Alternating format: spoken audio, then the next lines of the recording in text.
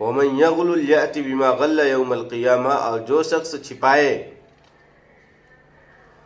یا جو شخص خیانت کرے گا، یأتی بما غل یوم القیامہ، وہ قیامت کے دن آئے گا اس چھپائی ہوئی چیز کے ساتھ میں.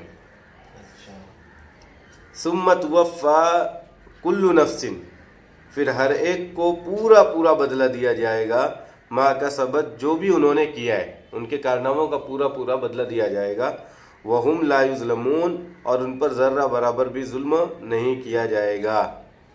یہ آیت جنگ بدر کے وقت اتری. اس آیت میں یہ ہے کہ جنگ بدر کے بعد جو مال غنیمت ملا اس میں ایک چادر نہیں مل رہی تھی مال غنیمت کی. تو جو منافق تھے انہوں نے ایک ہنگامہ برپا کر دیا کہ وہ چادر محمد صلی اللہ علیہ وسلم نے چھپا لی ہے، مال غنیمت کا مال ہے، محمد صلی اللہ علیہ وسلم نے رکھ لیا ہے. پھر اس کے بعد جو ابھی نئے مسلمان تھے یا بیچارے نادان مسلمان تھے تو انہوں نے سوچا کہ ہو سکتا ہے مال غنیمت محمد صلی اللہ علیہ وسلم کے لیے جائز ہو، ایسا کر سکتے ہیں. تو انہوں نے بھی یہ کہنا شروع کیا. تو اس پہ آیت اتری کہ نبی کے لیے کیسے مناسب ہے کہ وہ مال غنیمت میں خیانت کرے. یہ ایک طریقے کی چوری ہے، اور چوری یہ ایک اور دو لوگوں کی نہیں ہے، یہ چوری ہے ہزاروں لوگوں کی. تو ایسی چوریوں میں اور زیادہ پکڑ ہوتی ہے، اور زیادہ سخت ہوتی ہے یہ. تو اللہ کے نبی صلی اللہ علیہ وسلم کے لیے تو یہ زیبا ہی نہیں رہتا، مناسب ہی نہیں ہے، اور کسی بھی نبی کے لیے. اور جبکہ یہ نبی تو نبیوں کے سردار ہیں، اور نبی صلی اللہ علیہ وسلم ساری دنیا کے انسانوں کے لیے، جانوروں کے لیے رحمت بنا کر بھیجے گئے تھے. لیکن ایک مرتبہ ایک صحابی نے کچھ اون کے حصہ لے لیا، مال غنیمت کا کچھ اون کا حصہ تھا، انہوں نے اس کو رکھ لیا. اب اس کے بعد میں ان کو اس پہ افسوس ہوا کہ یار میں نے مال غنیمت میں خیانت کیا ہے، میں نے وہ چوری کیا ہے. اب وہ ان کا حصہ لے کے محمد صلی اللہ علیہ وسلم کے پاس آئے اور انہوں نے کہا میں توبہ کرتا ہوں، میں معافی مانگتا ہوں، یہ ان کا حصہ میں نے مال غنیمت میں سے نکال لیا تھا، یہ میں واپس کرتا ہوں. اللہ کے نبی صلی اللہ علیہ وسلم نے کہا اس کو لے کر جاؤ تم، اب اس کا حساب کتاب قیامت کے دن ہوگا، اس میں کچھ نہیں کر سکتا ہوں. کیوں؟ میں کس کو یہ حصہ دوں گا؟ اس ٹائم کی جنگ میں پتہ نہیں کون کون شریک تھا. تو جو مال غنیمت آتا تھا تو جتنے شریک رہا کرتے تھے سب کو برابر برابر تقسیم کیا جاتا تھا. اب میں کس کو دوں؟ یہ کس کا حصہ ہے مجھے کیا معلوم. پھر اللہ کے نبی صلی اللہ علیہ وسلم نے فرمایا کہ میں قیامت کے دن یہ نہ دیکھوں کہ کوئی انسان اپنے گردن پہ اونٹ کو لاد کر آ رہا ہو، میں یہ نہ دیکھوں. اونٹ کو لاد کر یعنی مال غنیمت کے مال کو چرا کر، مال غنیمت کا اونٹ لے کر فرار ہو گیا تو وہ قیامت کے دن اس کو لاد کر لے کے آئے گا، اور پھر مجھ سے امید رکھے کہ میں سفارش کروں گا تو میں سفارش نہیں کروں گا. میں نے اللہ کا حکم، اللہ کی بات تم تک پہنچا دی ہے. تو خیال رکھنا مال غنیمت کے لیے بہت زیادہ ہوشیار رہنا کہ اس میں ذرہ برابر بھی ادھر ادھر نہیں کرنا. تو اسی طریقے سے جو بھی جس میں بہت لوگوں کا حصہ ہو وہ چوری بہت خطرناک ہوتی ہے. جیسے میں نے ایک آدمی کا مال چورایا، میں نے سلیم کا مال چورا لیا. اب 10 دن کے بعد مجھے احساس ہوا، 1 سال کے بعد احساس ہوا کہ یہ مال سلیم کا تھا. میں سلیم کے پاس جاؤں گا، معافی مانگوں گا، سلیم وہ مال مجھ سے لے لیں گے، ہو سکتا ہے سلیم معاف کر دے، ہو سکتا ہے کچھ دن کے بعد معاف کریں، لیکن مجھے پتہ ہے کہ میں گنہگار کس کا ہوں؟ سلیم کا ہوں. آج کل ایسے زیادہ چوریاں ہو رہی ہیں کہ ہزاروں لوگوں کے مال کو ہڑپا جا رہا ہے. جیسے کبھی ڈونیشن کے نام پہ کسی چیز کے لیے ڈونیشن لیا، ہزاروں لوگوں سے لیا جاتا ہے. اب اس کو اگر صحیح جگہ میں استعمال نہیں کیا گیا تو وہ لینے والا سب کا گنہگار ہوگا، اور جس کے لیے لیا تھا ان کا بھی گنہگار اور جن سے لیا تھا ان کا بھی گنہگار. اسی طریقے سے جو اوقاف کی زمینیں ہوتی ہیں، وقف کی جو پراپرٹیز ہیں، وہ بھی پورے مسلمانوں کے لیے ہیں. اگر کوئی ان میں ادھر ادھر کرتا ہے تو پوری دنیا کے مسلمانوں کے گنہگار ہوں گے وہ. اسی طریقے سے مسجد اور مدرسے کا چندہ یا کسی سوسائٹی کا کسی روڈ کا چندہ یا کلیکشن، تو اگر اس میں بھی کوئی ہڑپ کرتا ہے یا ادھر ادھر کرتا ہے تو وہ بھی پورے ایریا کے مسلمانوں کا ذمہ دار ہوگا. اگر روڈ وغیرہ کا ہے تو پورے لوگوں کا ذمہ دار ہوگا. اسی طریقے سے گورنمنٹ میں کوئی کچھ بن جاتا ہے، کوئی ایم ایل اے بن گیا، کوئی چھوٹا پردھان بن گیا، یا کوئی دوسرا پد مل گیا، وہ جیت گیا. اب اس کو روڈ بنانے کا یا تالاب بنانے کا یا گراؤنڈ بنانے کا کچھ بھی ملا کہ یہ تم کو پبلک کے لیے کرنا ہے.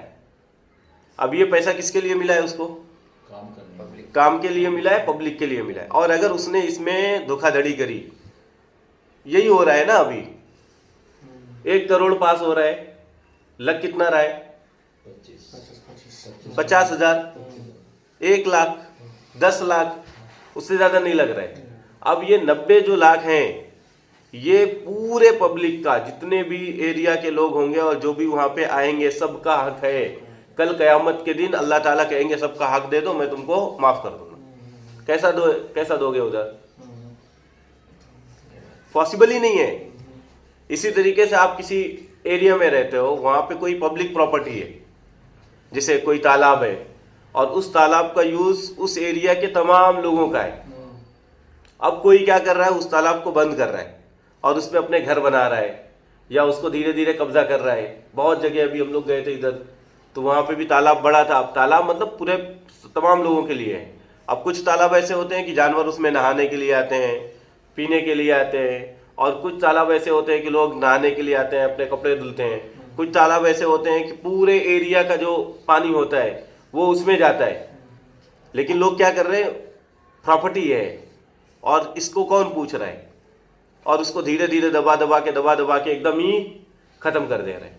تو یہ جو گناہ ہے یہ تمام پبلک کا ہے، اور تمام پبلک قیامت کے دن اس کو پکڑے گی اور گھسیٹے گی، اور اس دن اس کے پاس میں کوئی چارہ نہیں ہوگا. اور محمد صلی اللہ علیہ وسلم ان ایسے لوگوں سے بڑی دور ہوں گے. اور تو ایسے جگہوں میں جہاں پہ پبلک پراپرٹی ہے یا پبلک کا پیسہ ہے، ان میں بہت احتیاط کرنے کی ضرورت ہے. اور سب سے زیادہ جو ابھی ہو رہا ہے وہ انہی چیزوں میں ہو رہا ہے. ڈونیشن کے نام پہ، چندے کے نام پہ، کلیکشن کے نام پہ، انویسٹمنٹ کے نام پہ پوری پبلک کا پیسہ لیے بھاگ گئے.